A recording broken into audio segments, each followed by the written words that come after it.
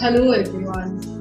Last year during COVID-19 pandemic, the sudden increase of 70% on the prices of alcoholic beverages raised the question mark on the price control mechanism of the state government. The state government imposed the excise duty, additional excise duty, MRP, bottle fees, surcharge, COVID special charges, and increase the charges to 70% more for the consumers to meet the revenue shortfall.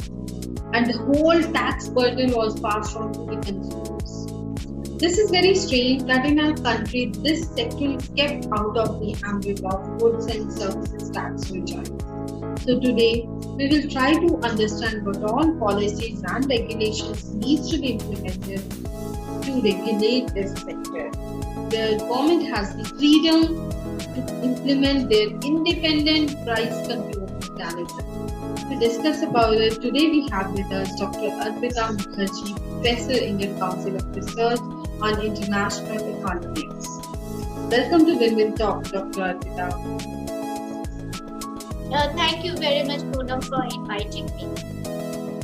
Dr. Arpita, we would like to first know about why there are no price control barriers on the alcoholic beverage sector in this country. Poonam, there are price control measures which is on this sector.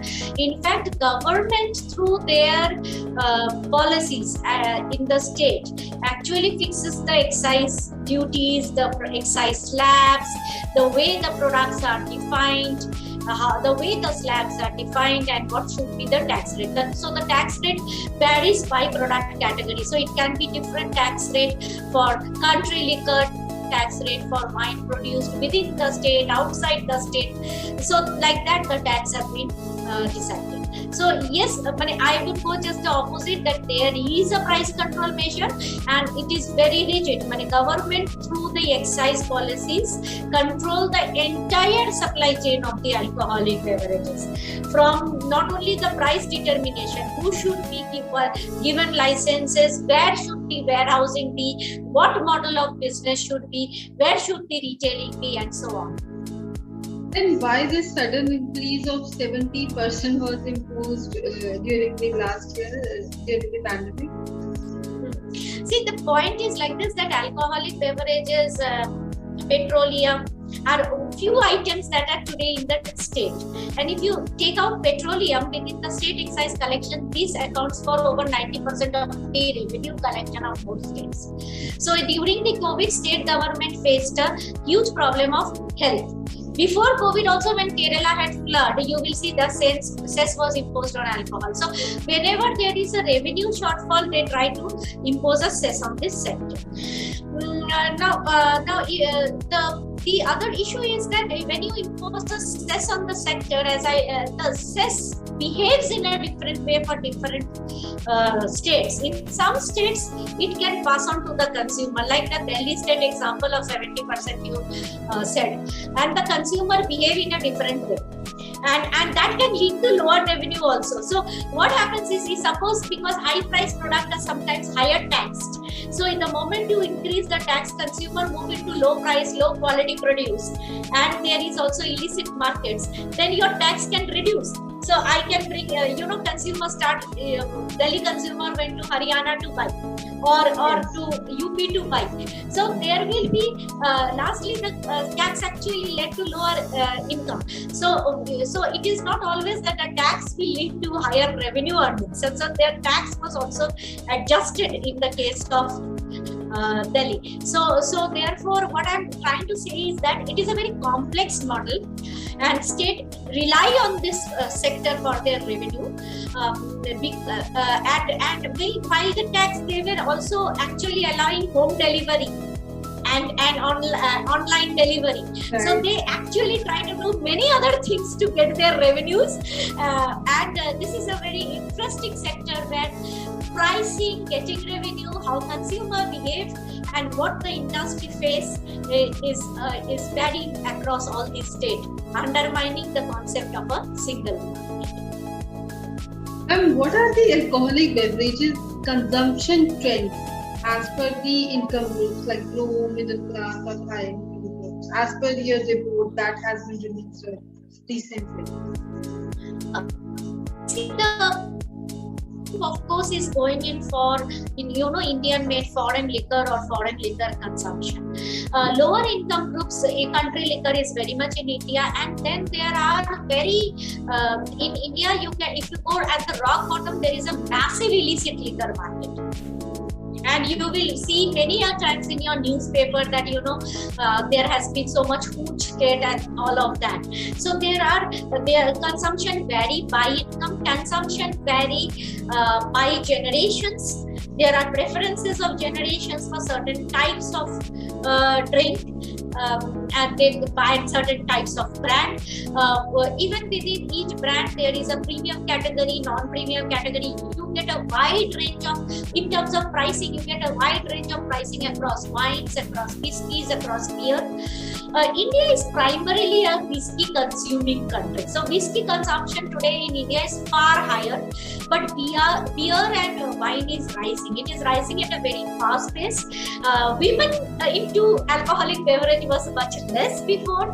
Women, there is a much less taboo of women drinking. You would find women are now more open to have their drink, and that is leading to the growth of the wine market, gin market, gin and tonic, that kind of a drink. Women specific drinks are now fairly popular, and this is how the Indian market look. It is the global markets, if it is growing at around 3.5, India is around 6.8, so it is double the growth of the global market. All these segments are growing, but later the growth rate of wine and beer is likely to be much higher. But wine and beer is still a very urban consumption. If you go by urban, semi-urban, rural, then you will find more and more whiskey towards the semi-urban. Wine is coming out into urban. Wine is also related to this concept of health. Red wine for heart. So the way you advertise your product, it's something it is. That's way it is coming up nowadays because of this Indian wine Grover and Sula and the winery visits, which has really picked up in states like Maharashtra. Dr. Arpita, alcoholic beverages sector is also contributing in the employment generation in India. So what do you have to say about that particular part, apart from the revenue generation? See, employment generation, in India, employment generation data is very big. So we did refer to employment generation in our report, and what I will tell you is how we calculated the employment generation. The employment generation happens through, in this case, in case of alcoholic beverages, you have to set up your manufacturing units in each state, because there are interstate mobility issues, and your things are restricted in each state. So if I have 32 manufacturing units, that is not because I want to do my manufacturing in the best model way, but that is because I am setting up the units in different states. Now manufacturing is mostly through contract manufacturing, and manufacturing you can only record the numbers of employment for only certain level of players. So if you say, somebody says 5 crore employment, it can be under it, it can be over it, because there is no data collected on Indian employment overall. In India, there is no data. So you have to get some data from the annual survey of industries or other areas to find the data. And data does not often distinguish between food processing, then beverage, and non-alcoholic and alcoholic beverages. So this is very cumbersome way of employment data measurement. But if you see, the employment is in the manufacturing, employment is across the value chain, transportation, in the retailing, and these create a lot of direct and indirect employment. I do not focus too much on numbers, because the number Pan India survey has not been done. We have also not done survey of Pan India, so we have only studied 10 states. We have mostly focused on policy. And for the data part, we have relied on existing government data sources or existing industry data sources, and they are not there. They are not there. There is a need for a comprehensive study on the sector to collect the data on employment, to collect the data on consumer, collect the data on how consumer behavior. Dr. Arpita, what all policies have been implemented by the government for regulation of this particular sector as of now? So coming to the policy, see, the policies are divided between the central government policy, which is under the jurisdiction of the central government, and the state government policy. Now at the center, we have a tariff policy. Okay, so it had 150% tariff until last year. This year, the government has done 50% tariff plus an agriculture infrastructure development cess. So that is one policy. Second policy is 100% FDI is allowed in manufacturing. So this is the second policy. Third policy is that Food Safety Authority has come out with a fairly good document. It has worked with all the industry bodies and come out with a documentation on the food safety related classification of alcoholic beverages. So that is a central government policy. Then we have BIS, Bureau of Indian Standards, which is actually looking into the policies that is related to the packaging, how the bottle should look like, and all. This is a voluntary policy. Is a policy. At the state, majority of the policies are related to the excise policy. So the excise policy, the state drives the entire value chain. It says how much, what should be the warehousing requirement, what is the sales requirement, retailers location. These come under the state. You may remember Haryana said that there will be no alcoholic beverage store along the highway. Then the state lost its revenue, again opened it up. So these are the state policies, okay? Ma'am, what all recommendations have been given in this report that has been released and contributed by you also? So what are the recommendations by you? See, we are talking about a 5-point recommendation. We are telling them that, the core recommendation that we are saying is that the state if you are not under a GST, the state have a right to regulate, but make your processes more transparent and have more clarity. Bring up your policies in a regular interval. You should have an act or a regulation for this sector. You revise the policies based on inflation. So prices have to be inflation linked. You allow a bit of, once you're taxing it, then allow the industry to have their own best business model.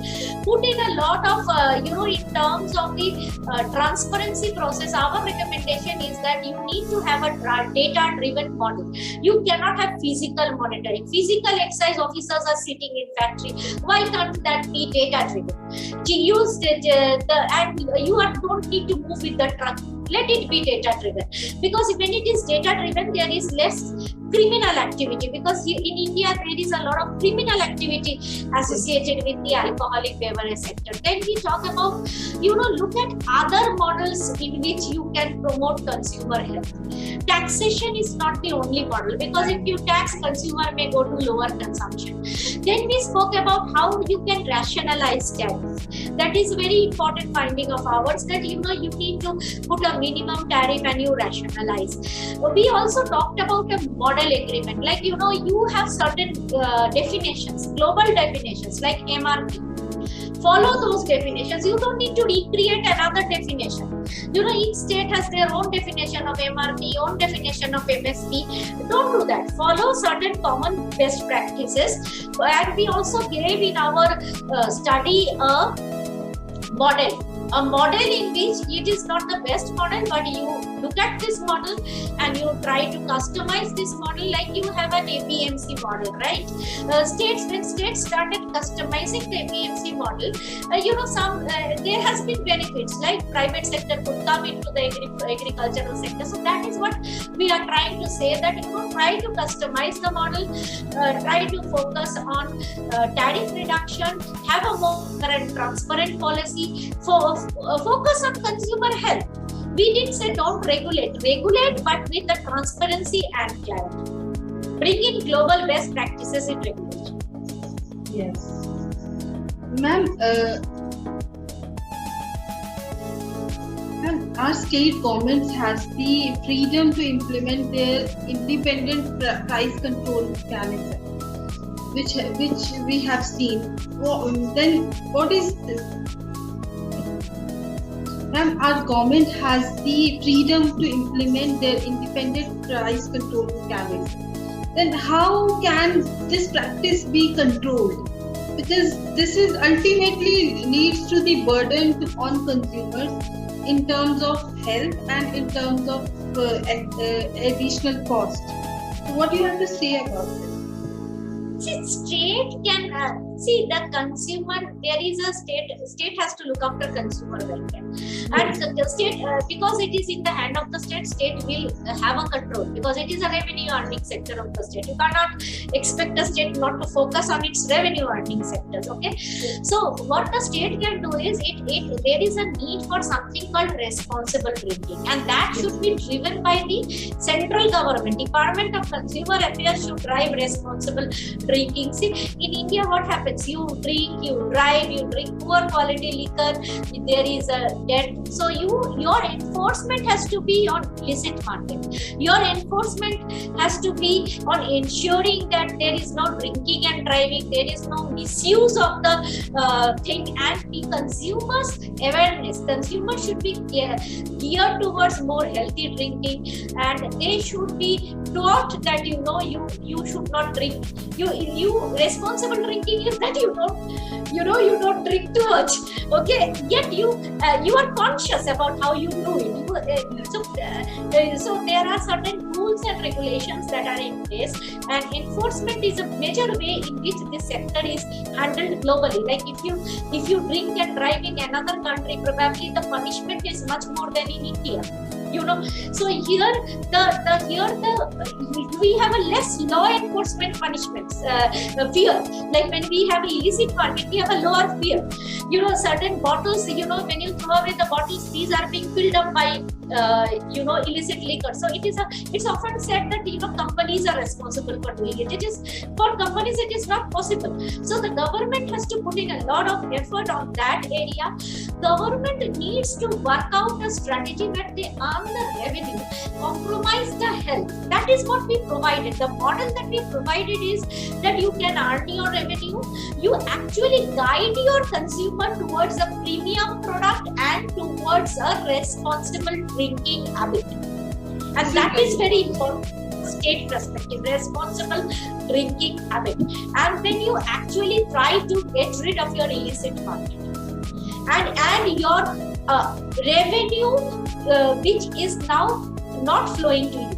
So if if you see Bihar, when Bihar implemented, and that came out during our panel discussion, that when Bihar implemented a ban, revenue of UP increased. So you see that there is for a state border, so there is an illicit movement and illicit revenue. That is what we would like to be addressed through a good policy. And could you share some international policies? How does they control this their sector? Could you give us some example of any other country? In our report, we gave number of country examples, but each country examples are customized to the requirement of the country. But some of the good examples nowadays that I see is that there are nutrition-based taxation. So if the product is of good quality and is of good nutrition, it has lower taxes than an harmful product. So that is if health related taxation is now an international norm. Secondly, Scotland, a country like Scotland, it guides its consumer towards lower drinking but premium product of whiskey. So what they did is they lowered the higher the quality and better they lowered the taxes there. So consumers started moving up the ladder from the lower quality voluminous consumption to higher quality less consumption. So these are the ways in which in other countries drive consumption. Then I said that there is a lot of awareness campaigns. They do awareness in school, in colleges. From class 12 onwards, they will start doing a lot of campaigns which will say that, okay, fine, you have it, but you have it in a responsible consumption. Because in India, what you see, the moment the children go out of their home into colleges, there is a massive drinking problems. Some states face that with much younger crowd. So that is the crowd that we tend to restrict it by saying age limit, and then they flout the age limit. Delhi has a 25 years age limit. Some state will have 21-year age limit. There is no consensus, but globally they try to actually guide that work at that level of 21 to 25 to 30 years to bring it to the responsible consumption model.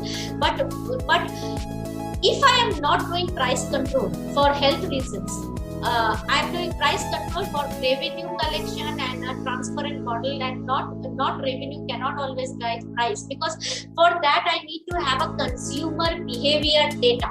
If I do not know whether my consumer are price elastic, non-elastic, in some states they like more country liquor, in other they like more IMFL. If I do not know that, then what am I doing? How am I determining the price? This report is all about the gaps. It is the first phase of our study. We are not drawing broad conclusion. We are just telling the government, this you need to do. One of the things you need to do is to implement a transparent policy. Second is technology. Third is do a consumer survey. So it is a to-do list. And fourth is see our model. Try to debate on that. We are not. We have to do consumer survey in India. We have to do a detailed producer survey. Companies have to come out and share the data of their employment. Data is not available in this sector, and the contribution of the sector to the economy should come out very clearly. There should be good quality input-output models. You can use SAM multiplier. If you have data, you can do many things. But today we do not have that kind of data access, data modeling. Those things need to be done. Somebody has to fund those research. The problem is, Poonam, there is no research funding for such a core area which has so many facets, from revenue connection to health. You will not see any other sector with so many facets. Industry, government, everybody has to come forward to fund research. Yeah, no, because nobody talks about it. Everyone talks about the revenue generation, taxation, but nobody talks about the consumer behavior, how we can create awareness so that they consume a high premium product, like other countries are implementing the policies to control or regulate this sector, which is must and which should be implemented in our country. Yeah, right. Thank you so much, Dr. Arpita. It's been so insightful to know about the facts and the real scenario of the beverages sector and how this can be controlled and what all measures should be taken to regulate this industry. Thank you so much, Dr. Arpita. Thank you, Poonam. Thank you very much for your time and for inviting me. Have a great day. Thank you.